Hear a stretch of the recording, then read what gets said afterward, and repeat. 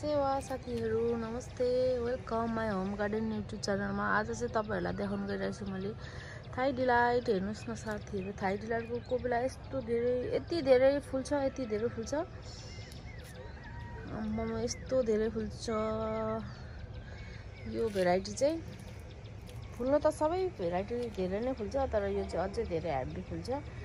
हेर्नुहोस् न कस्तो राम्रो हुन्छ। सुरुमा यस्तो हुन्छ, त्यस पछाडि वाइट हुँदै फेरि पिङ्क हुँदै जान्छ अनि यस्तो हुन्छ। अझै अलिक प्याचोर्ड भएपछि चाहिँ अझै राम्रो कलर दिन्छ साथीहरू। हेर्नु न, यो चाहिँ मैले अस्ति भर्खर ल्याएर रोपेको, यस्तो दामी भइरहेछ। अनि साथीहरू नयाँ हुन्छ भने सब्सक्राइब गर्नु नबिर्सिनु होला। पुरानो साथीहरूले पनि फुल वाच गरिदिनु होला, कमेन्ट सेयर लाइक पनि गरिदिनु होला है साथीहरू। यस्तै भिडियोहरू ल्याउने छु म चाहिँ। एकदम बगनबेली लभर भएर मेरोमा चाहिँ बगनबेली मात्र प्रायः जस्तो फुलहरू छ। मैले भिडियो पनि ल्याउने बगनबेलीकै मात्र हो धेरै जस्तो साथीहरू।